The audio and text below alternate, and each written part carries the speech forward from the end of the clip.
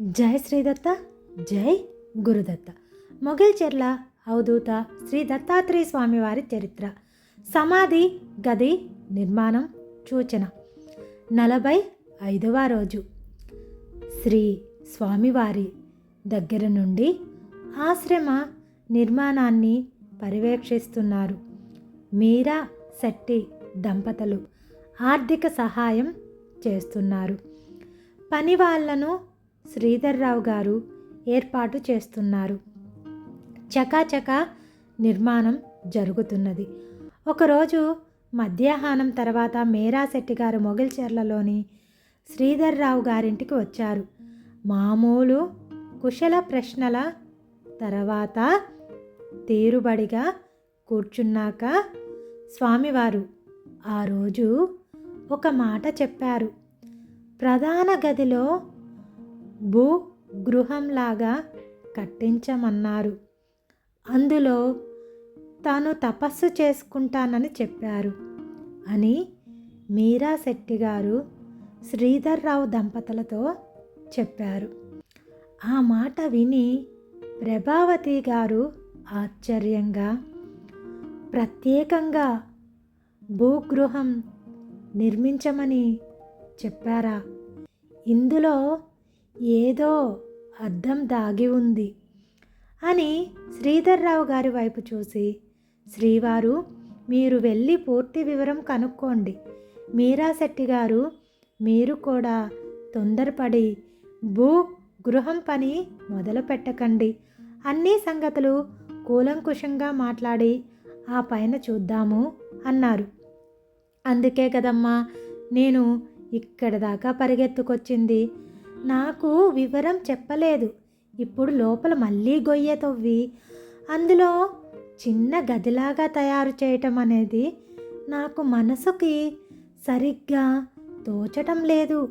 మీరిద్దరూ ఒకసారి ఆయనతో మాట్లాడండి అని శ్రీధర్రావు గారితో ప్రభావతి గారితో చెప్పారు మీరా శెట్టి గారు. అప్పుడు సమయం మధ్యాహ్నం 3 గంటలు అవుతుంది. శ్రీధర్రావు గారు ఆలస్యం చెయ్యలేదు. పనివాడికి చెప్పి గూడుబండి సిద్ధం చేయించి 4 గంటలకల్లా ప్రభావతి గారిని కూడా వెంట పెట్టుకొని మీరా శెట్టి గారితో సహా పకీరుమాన్యం చేరారు. వీళ్ళ రాక కోసమే ఉన్నట్లు శ్రీ స్వామివారు పాక వెలుపల ఆశ్రమానికి అభిముఖంగా నిలబడి ఉన్నారు. ముగ్గురు శ్రీ స్వామివారి వద్దకు వెళ్ళి కలిశారు. నాయనా, లోపల భూగృహం కట్టించమని చెప్పారట. ఎందుకోసం? మీ తపస్సుకు ఈ గది సరిపోతుందని మీరే చెప్పారు కదా. మీరిచ్చిన కొలతల ప్రకారమే నిర్మాణం జరుగుతున్నది. మధ్యలో ఈ గృహ ప్రస్తావనం ఎందుకు?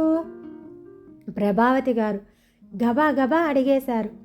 శ్రీ స్వామివారు పక్కా నవ్వారు. మీరా శెట్టి మిమ్మల్ని వెంట పెట్టుకొచ్చాడా? సరే రండి, ఈ సందేహం కూడా నివృత్తి అవ్వాలి కదా అన్నారు. శ్రీ స్వామివారు వీరందరినీ వెంట పెట్టుకొని ఆ గది ముందు వైపు నిలబడి గంభీరంగా చూస్తూ, అమ్మా, నేను సాధకుడిని. తీవ్ర సాధన నా లక్ష్యం. ఇక్కడ గదిలాగా కట్టిస్తున్నారు, బాగానే ఉంది. దానికి తలుపులు కూడా వస్తాయా? నేను లోపల కూర్చొని ధ్యానం చేసుకోవటానికి పెద్ద ఇబ్బంది లేదు. కానీ తరచూ హఠయోగా ప్రక్రియలో సమాధి స్థితిలోకి వెళ్తుంటాను. ఆ సమయంలో ఒక్కొక్కసారి చిన్నపాటి అలికిడికి కూడా సమాధి స్థితి భగ్నం అవుతుంది. ఇతమిదంగా ఇలా జరుగుతుంది అని నేను మీకు వివరించలేను. అది అనుభవించే వారికే అవగతం అవుతుంది. అందుకని నేను ముందుగా ప్రతిపాదించిన గదిలోనే 4 అడుగుల లోతు, 4 అడుగుల వెడల్పుతో చిన్న గది నేలమాలిగా లాగా కట్టించమన్నాను. నా తపో సాధన కొరకు జాగ్రత్తలు నేను తీసుకోవాలి కదా అమ్మా, మరో విషయం కూడా మీకు తెలియచేయాల్సిన అవసరం ఉంది. నా తదనంతరం ఈ ప్రదేశం ఒక పుణ్యక్షేత్రంగా మారుతుంది. ఇప్పుడు నిర్మించబోయే ఆ గృహమే నా సమాధి అవుతుంది. నేను అందులోనే ఉండబోతాను. ఎందరో తమ తమ కోరికలు తీర్చుకోవటానికి ఇక్కడికి వచ్చినప్పుడు ఆ సమాధిని దర్శించి తరిస్తారు. ఇక్కడ నేను ధారపోస్తున్న తపోశక్తి మహిమాన్వితమైనది. అది ఈ క్షేత్రంలో కొన్ని వందల ఏళ్ల పాటు నిక్షిప్తమై ఉంటుంది. ప్రతి పనికి ఒక కార్యకారణ సంబంధం ఉంటుంది. నాకు నిర్దేశింపబడిన కర్మను నేను పూర్తిగా నెరవేర్చి మోక్షానికి వెళ్తాను. నేను చేస్తున్న ఈ తపోయజ్ఞానికి సహాయం చేసిన మీ అందరి పేర్లు కూడా చిరస్థాయిగా నిలిచిపోతాయి. శ్రీధర్రావు దంపతులతో పాటు మీరా శెట్టి గారు కూడా నివ్వరపోయి వింటున్నారు. ఇంత ఈ ఆశ్రమ నిర్మాణమే ఓ కొలెక్కి లేదు. మరి ఈ స్వామివారేమో తన తదనంతరం ఇక్కడ సమాధి ఉంటుంది అని చెప్తున్నారు. ఇంత చేస్తే శ్రీ స్వామివారు 30 ఏళ్ల వయసు కూడా లేని యువకుడు అప్పుడే మోక్షం గురించిన ఆలోచనలు చేస్తున్నారే. పారి విధాల ఆలోచించి అయోమయానికి గురయ్యారు. మీరు చెప్పినట్లు ఆ నేలమాలిగను సిద్ధం చేయిస్తాము. మీరు నిశ్చంతగా తపస్సు కొనసాగించండి. మోక్షం, సమాధి ఇవన్నీ ఇప్పుడెందుకు స్వామి? మీలాంటి సిద్ధపురుషులు కొంతకాలం పాటు మా మధ్యలో ఉండి మాకు ఆధ్యాత్మిక మార్గదర్శనం చెయ్యాలి. ఇప్పుడిప్పుడే ఇటువంటి ఆలోచనలు చెయ్యకండి అన్నారు శ్రీధర్రావు గారు. శ్రీ స్వామివారు ఒక్కసారిగా పెద్దగా నవ్వి, కాలమహిమను ఎవరూ తప్పించలేరు. ముందు ముందు అన్నీ మీకు అర్థమవుతాయి అన్నారు.